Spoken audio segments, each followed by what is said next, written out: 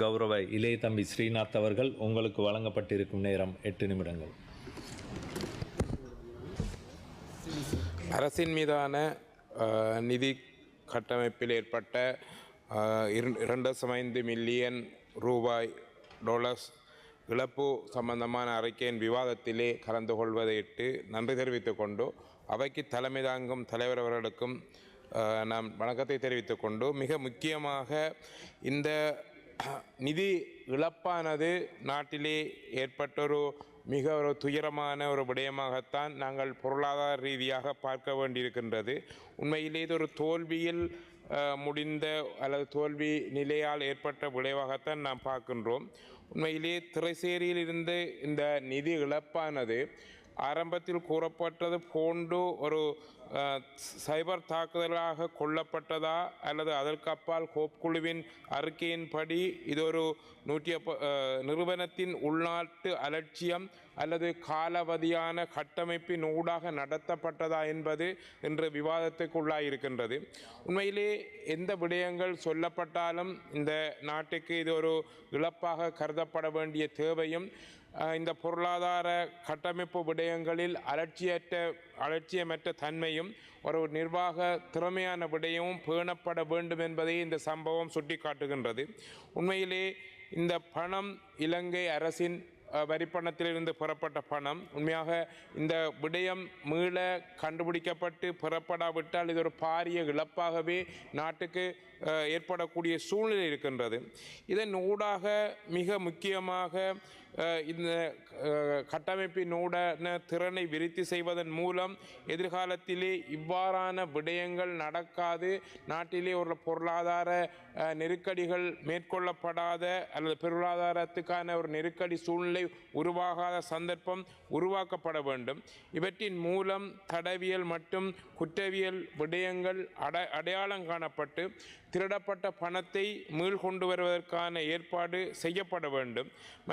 மற்றும் இந்த சட்ட நடவடிக்கைகள் சைவ குற்றங்கள் அல்லது இவ்வாறான அலட்சியமான அல்லது ஒரு காலாவதியான திட்ட அமைப்பின் ஊடாக எதிர்காலத்தில் நடைபெறாது பாதுகாப்பதற்கான நடைமுறைகளையும் விரிவாக தேசிய தணிக்கை அறிக்கையும் இடப்பட வேண்டும் என்பதே உண்மையாகவே எங்களது கோரிக்கையாக இருக்கின்றது. எவ்வாறான விடயங்கள் சொல்லப்பட்டாலும் இந்த இழப்பினை ஏற்றுக்கொண்டு அதற்கான பொறிமுறையினை உருவாக்கி எதிர்காலத்திலே இந்த நாட்டுக்கு இவ்வாறான நெருக்கடிகள் ஏற்படாத பாதுகாக்க வேண்டிய பொறுப்பு அரசு நழுவிக்கொள்ளக்கூடாது என்ற கோரிக்கையை முன்வைத்து கொண்டு இந்த விவாதத்தின் ஊடாக எமது மாவட்டம் அல்லது இனம் சார்ந்த விடயங்களையும் இடத்திலே முன்வைக்க வேண்டிய பொறுப்பு இருக்கின்றது. உண்மை மிக பிரதானமாக இந்த செம்மணி விவகாரத்திலே 480க்கும் மேற்பட்ட மனித எச்சங்கள் அடையாளம் காணப்பட்ட பின்பாக இன்னும் ஆகஸ்ட் 4ஆம் தேதி மீண்டும் அதற்கான அகழ்வு பணிகள் ஆரம்பிக்கப்பட்டிருக்கின்றது. மேலும் இவற்றின் மூலம் கிடைக்கின்ற மனித எச்சங்கள் அதிகரிக்கின்ற பொழுது அவற்றின் ஊடாக அவற்றை பாதுகாக்கின்ற நடைமுறைகளும் DNA பரிசோதனை மாதிரியான தடயங்களை ஆதாரங்களாக கொள்கின்ற பொழுதும் அவற்றில் ஏற்படுகின்ற சிக்கல் தன்மை நெருக்கடி இவற்றின் ஊடாக இவை சட்ட முக்கியத்துவம் பெறுகின்றது. எதிர்காலத்திலே இவ்வாறு அதிகரிக்கின்ற இந்த மனித எச்சங்கள் அல்லது DNA பரிசோதனை முறைகள் மூலம் ஒரு நெருக்கடியான சூழல் ஏற்பட்டு அவற்றின் ஊடாக இந்த சாட்சியங்கள் அடையாளங்கள் மறைக்கப்படாமல் இருப்பதற்கும் தமிழ் மக்களுக்கான ஏற்பட்ட இந்த நெருக்கடிகள் மறைக்கப்படாமல் அல்லது இல்லாதொழிப்பதற்காகவும் பல விடயங்களை இந்த அரசு முன்கொண்டு செய்ய வேண்டிய பாரிய பொறுப்பு இருக்கின்றது.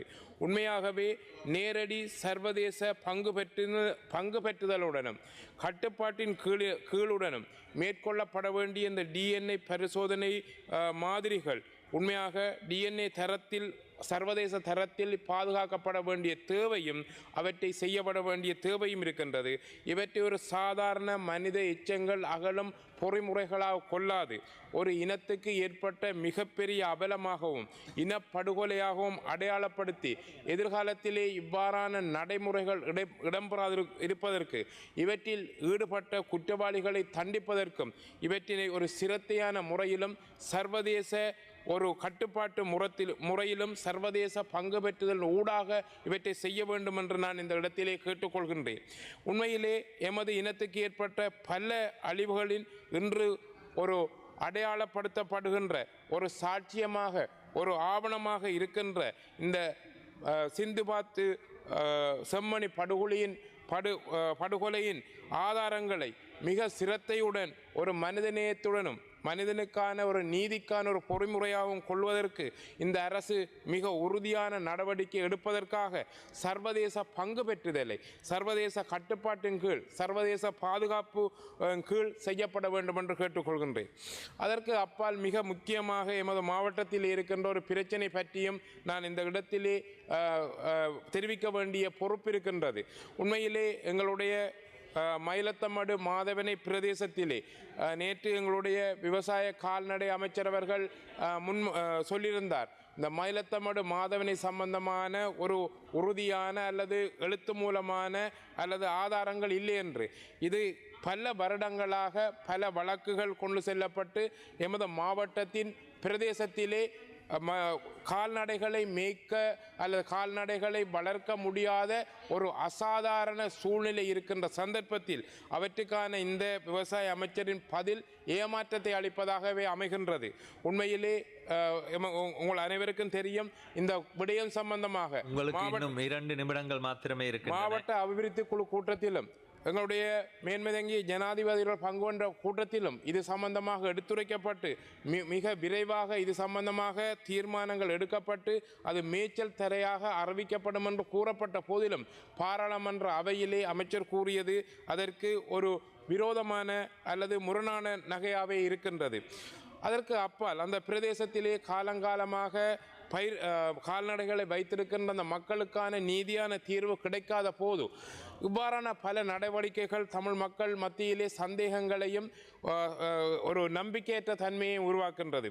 அது மட்டுமல்லாது நாம் இந்த மாவட்ட அபிவிருத்தி குழு கூட்டத்தில் எடுத்துரைத்த இந்த 2வது விடயம் எங்களுடைய முந்தனையார் சம்பந்தமாக கித்துள் உருகாம இணைப்பு சம்பந்தமாக கூட கடந்த மாவட்ட அபிவிருத்தி குழு கூட்டத்திலே ஆராய்கின்ற பொழுது அதனுடைய அந்த ஃபீசிபிலிட்டி ஸ்டடிக்கான முன்னேற்றம் ஒரு வீதமாக காணப்படுகின்றது. ஆகவே இந்த விடயங்கள் அரசியல் தீர்வு அற்றொரு தன்மை, அதற்கு அப்பால் பொருளாதார ரீதியாக ஒரு வளம் மேம்படுத்தக்கூடிய தன்மையற்ற சூழல், கால்நடைகளை வளர்ப்பதற்கு உகந்ததற்ற சூழல், இவ்வாறான விடயங்கள் எவ்வாறு தமிழ் மக்கள் மத்தியிலே நம்பிக்கையை இந்த அரசாங்கம் கட்டியெழுப்ப போகின்றது என்ற கேள்வி இருக்கின்றது. உண்மையிலே மாவட்டத்துக்கு மிக பெரும் ஆதாரமாக இருக்கின்ற இந்த கித்துள் ரூகம் முந்தனையாறு திட்டம் ஒரு கிடப்பில் போடப்பட்டதா அல்லது அது ஒரு மந்தகதியிலே அலட்சியத்துடன் நடைபெற்று கொண்டிருக்கின்றதா என்ற கேள்வி எழுகின்றது. இவ்வாறான சூழ்நிலைகளிலே பொருளாதார ரீதியான விடயங்கள் பாரிய அளவு எதிர்கால சந்ததியினை இலக்காக வைத்து அவற்றை முன்னிறுத்தி கொண்டு செல்வதற்கான திட்டங்கள் அங்கு மொத்தமாக இல்லை.